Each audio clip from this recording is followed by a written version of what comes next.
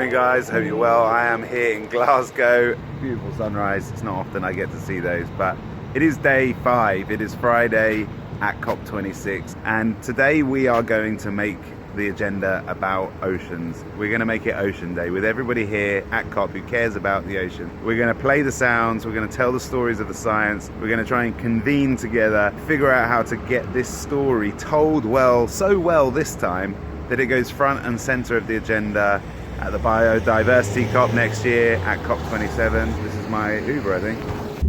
So I got my speaker with me, so we get to play the sounds at the breakfast. You know, I can bring the sound of the ocean with me as I roll through this conference. So one way or another, it is going to get played in the corridors of power because I've got the power to do it. I see a little performance. This is one hell of a breakfast. Baby, this love, I'll never let it die. You got Sophie, who was on the boat over there. Yeah, you got to listen, Boris. You got to have a good listen, mate. The reason for this gathering is to specifically focus on arts, culture, creativity, and to also give us all a bit of a focus for next year. We were able to, in real time, hear the dolphin conversation whilst we were watching them. Wow, we haven't heard that sound. Yeah, it's going. Whoa!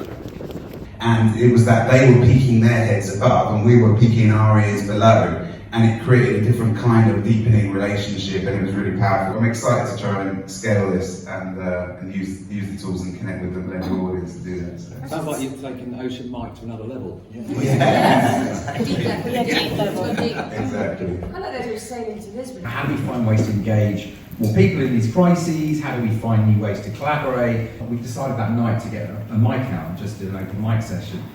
And it was mind-blowing. Like the stuff that came out it was the best stuff in the whole 2 days, because people started talking from the heart and being more human about what they were really facing into here. And I think we all see it. We're facing into such complexity, and I think intellect alone we're struggling. Our sense is, can we open up? Can we work more from the human, from the heart, from the story? And the open mic is such a simple methodology, but what it does is it allows people to sort of connect with each other. Even if we've got different disciplines, we're connecting on a human level.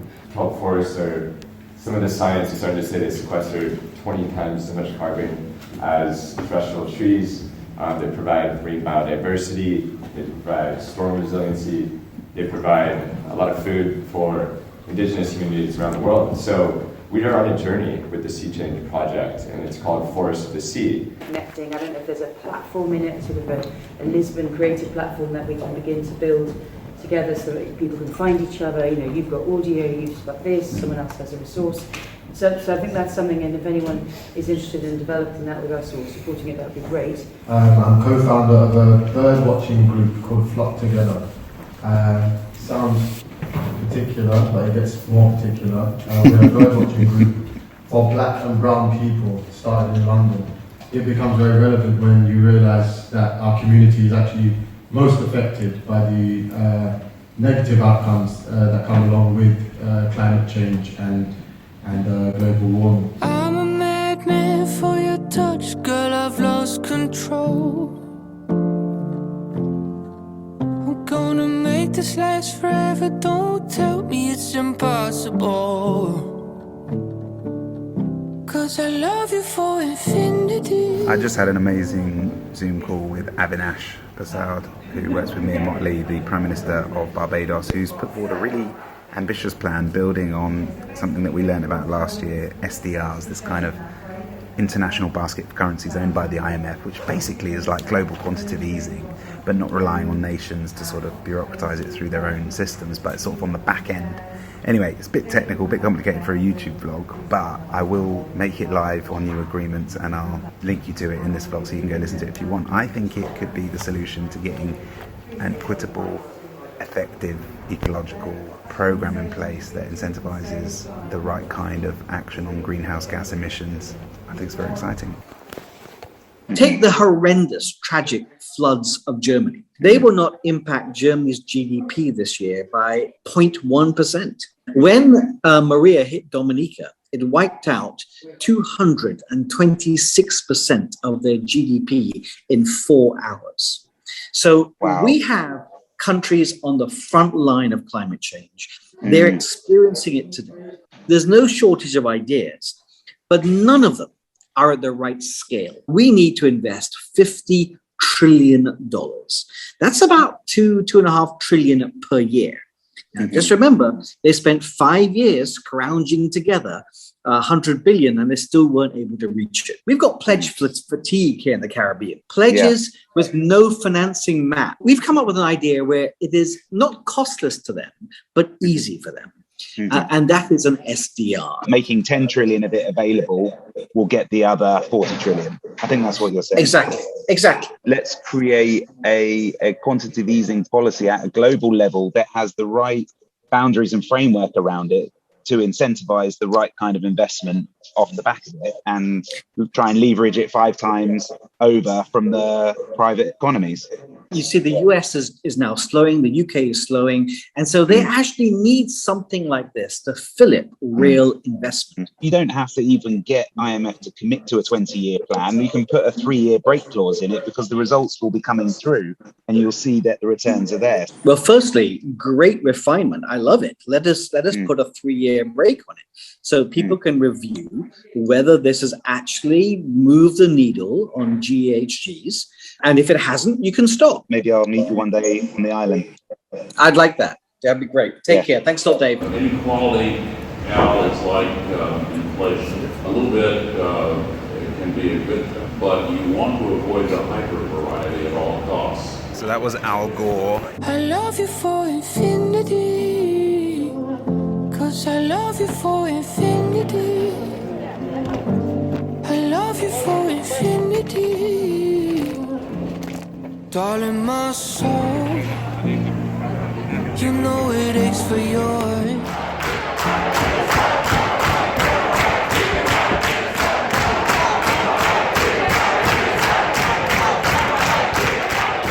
And you've been filling this hole. Well, this is it. This is the moment we are now in the corridors of power. Literally down that corridor there is where all the delegation units are. This is it. We get to present what we've done, what we found, and what we need to do next. And we're going to be doing it with Google, with Richard Curtis, with the top filmmakers, technology people in the UK, I guess, in Europe. So this is our chance. Give it my best shot. I hope I do. All of you who've been watching proud, and everybody in the crew and on the team proud. And fingers crossed, Steve Simpson, we can make amateur aquatic adventures a big thing as we lead up to Ocean Day 2022. And I'll do anything to be a love or be a sacrifice. Gail's the boss today. She's got the clicker. It was the BAFTA guys that sorted this. What is it that brings you guys to COP? Okay. Oh, are you recording? Yeah, I'm recording already, yeah. It's a little vloggy thing. So we're here to talk about climate storytelling. And that's about weaving the story in. Yeah. It's not about more nature documentaries, as powerful as they can be. Not everyone watches those. No, exactly. So it's about, bringing it to the audiences, bringing it to a way that they can mean something to them, and trying to embed it into all content. So we're really excited about this session because we're going to be talking to you about your experiences. But we've also got Richard Curtis talking about the power of film as well. Amazing, so yeah. And Google about their innovation. Well, it's the perfect place, so thanks so much for having us on here. Thanks for coming. And thanks for making it happen. It's good to be in here. Cheers. Tell the vlog what you're doing, Gail. Well, how come you brought me here? What's your project? I don't know what we're doing, Dave. No, we're coming from the blue zone of COP26 and we're talking about the need for all to go onto code red for storytelling about the climate. Yeah, exactly. All from the Global Goals, Project Everyone, Richard Curtis and Gail Gaddy. Cheers. So my name is Gail Galley. I am the co-founder of Project Everyone. Of course, we're here in COP26 because we're focusing on the climate goals. These are the choices we were making. Then along comes pandemic, pause, lockdown. Out of nowhere, the big wake-up call for us all. So how do we recover? How do we progress? New choices. Big, bold, brave and beautiful choices. Choose greener, cleaner, smarter, sweeter. Choose kindness. Choose goodness. Choose joy. Choose nature. Full moons, lagoons, mountains, valleys, life on Earth. Choose reforestation, clean energy protecting our oceans. Choose radical policy change, system change. Choose a healthy economy, sustainable business. Choose a new normal, a brighter, safer next normal. Choose science. Choose less than 1.5 degrees temperature change. Choose the Paris Agreement and sticking to it. Zero carbon, zero waste, zero hate. Choose love. Choose massive regeneration in this generation.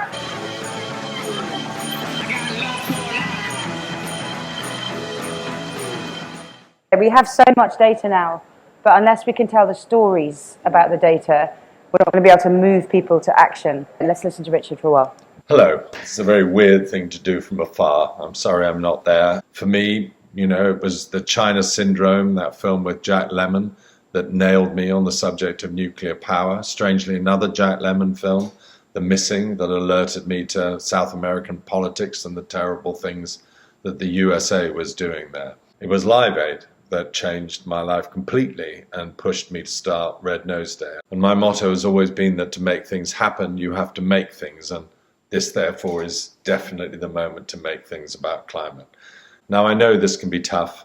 I do think the best stuff comes from personal passion, but I'm sure a lot of you are feeling that passion now. So how to do it? I mean, that really is over to you, but it's definitely worth the world to try.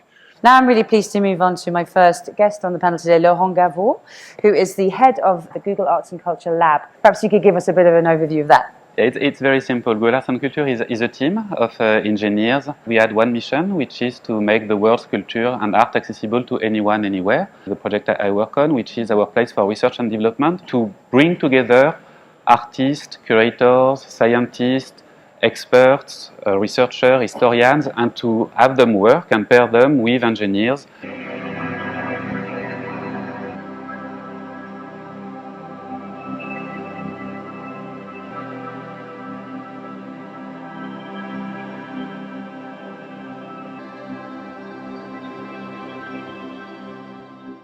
Another way of getting immersive is to get on a boat and sail to Glasgow, which is what Dave did, and he's a storyteller, I guess, of the modern generation who tells us stories through vlogging and blogging and YouTube. So tell us a bit about you and the project, and tell us a bit about the boat trip. Yeah, so the last 30 days, I did something I've never really done before, and we got on a boat. We sailed 1,000 miles from Padstow all the way up through the 4 of the British Isles, through to the Hebrides, and then winged our way back to Glasgow. I'm one of 6 co-creators of the project called My Changing Planet, because just like we're talking about today, we wanted to go beyond just static storytelling and get into it for ourselves and start learning how the world works, get into the water. And so we teamed up with Dr. Steve Simpson from Bristol University, who's an acoustic expert of the oceans, to help him to get more recordings. So we did the biggest transect, which means a series of recordings in a line, up the Irish Sea that's ever been done. And we could actually see for ourselves that snapping shrimp, which are amazing, you should Google them, no pun intended. They snap their claws, they create a 3,000 Fahrenheit little vacuum that stuns their prey. But for us, it creates a sound signature that you can hear 8 miles away. And so we were dunking these microphones called hydrophones all the way up the Irish Sea. Unfortunately, has shown that the snapping shrimp have moved now all the way up the Irish Sea in the last 10 years. We recorded them in all 4 parts of the British Isles into the Hebrides, which is really bad news for where we're actually at in terms of the warming, because the sea's already done the 1.5 degrees that we're trying to prevent on land. It's almost our big brother, our prophetic big brother in this fight against climate change. On the other side, on the heart side, it's provided quite a transformative experience for us, and I'm not sure if we've got any of the clips to show. We have got some of the clips, and are the dolphins on it, or will you tell everyone about the dolphins? Let's look at the dolphins. Here come the dolphins. Oh, look at this, Chloe, come here. Get them, Jackson. These guys are with us. Britain's wildest has begun. Oh my gosh, there's so many. Hello, buddy. Yeah, he's cool. Oh no, yeah, this was an embarrassing moment. You fall off. I was sure I was going in the water then, for sure. Playback. This is Steve Simpson. Habitat recordings in degraded sites. We can call the next generation of fishing. So it's a bit like drawing new punters to a nightclub, right? So we're now finding that if we can call the corals in, we can rebuild the nightclub. It is an acoustic recorder. These are the microphones. Microphone, runs off 3 AA batteries, about 70 quid for the hardware inside. So we can listen to some live underwater sound. Bottom now. You can hear a little bit of tinkling sound, that's the chain. And on this, sounds like a bass track to me. Definitely. So if you're lucky, you might put them together, you get dance tracks. And then add in the kicks. And then we put that to a producer. We've gone through this whole process from nature to science into art, and now you can download those songs, 100% aquatic fueled songs on Spotify. It all came together on the final day as we came down the Clyde, and we had 2 quite hard-nosed PR people on the boat with us trying to sort of cover the story. And we had that hydrophone you can see in the water. We saw a pack of bottlenose dolphins right here in Glasgow. And I got equally as excited and went up 3 octaves right to the top of the piano like I did in the vlog. But what was amazing to watch was these hard-nosed PR people crying because they're having a different, deeper kind of experience because they are hearing the real-time feedback of the dolphin conversation under the water. It's a very transformative experience, and when we're talking about code red storytelling, how do we get people to connect the heart and the mind? We need to get people to tell their own stories. We need to get people, put those microphones in the hands of our next generation. So instead of the science being done to them or told to them, we know we don't do that in economics. You don't do things to people in economic development anymore. It should be the same with science. We should be giving it to people so they're going to believe it because they've been there themselves and had a transformational experience. And that's what this project's all about, and the film that we're making that comes out hopefully in line with Ocean Day next year. Oh, super. Thank you. There we go, it's done, it's done. And are you happy to go on? Yeah. And your sail for the future, so what's that about? We have these sailing innovation programs where we put together companies and young thinkers to work on sustainable innovation programs. You put them together on a sailboat because then it levels everyone out. Yeah. The CEO and a young thinker can I sure work as hell together. know about that after the last month, yeah? Exactly. Sailforthefuture.com. .com, all right, go check it out, guys. 'Cause I love you for infinity. I love you for infinity. 'Cause I love you for infinity. So this is Vivo Barefoot. I don't know what this does yet, but I'm looking forward to learning. Something's afoot here. You guys have been locked up for too long. These pants seem to be my Achilles heel. Oh God. Your shoes make your feet foot shaped and support makes them weak. Yeah. And now we're going to send you to the moon. Lovely. Yeah, overall very good. We don't have to chop your leg off. I'm more like 10 and a half, almost 11. Oh, you're 11. All this time I thought I was a 10. Then you're going to use these measurements to make 3D printed shoes and keep it in a completely circular economy, That's basically. the goal. So we Wow. already prototyped these shoes. The reason we're here is we were working with Innovation 4.4. 3D scan of my foot the way it should be. Good work, guys. I love you for infinity. This is the big room where everyone is.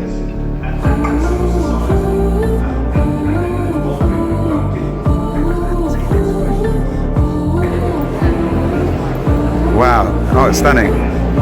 But it is, we should say, it's called machine hallucinations in the sense that it is dreamt up imagery from the AI. He's basically trained a model on like more than 200 million photographs.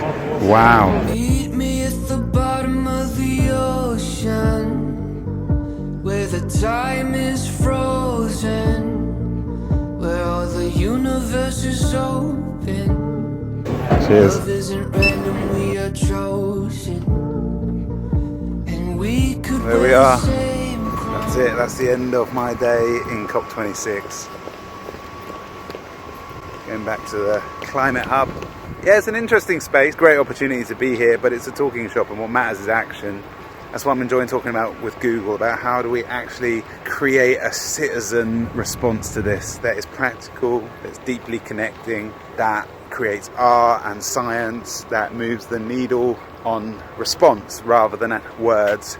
And yes, we need money to flow. Of course we do. We need people to build and buy quality carbon credits. We need people to build a renewable future, but we also need people to connect. And we need people to take action doing that. And I hope that we can build the suite of tools that scales this work.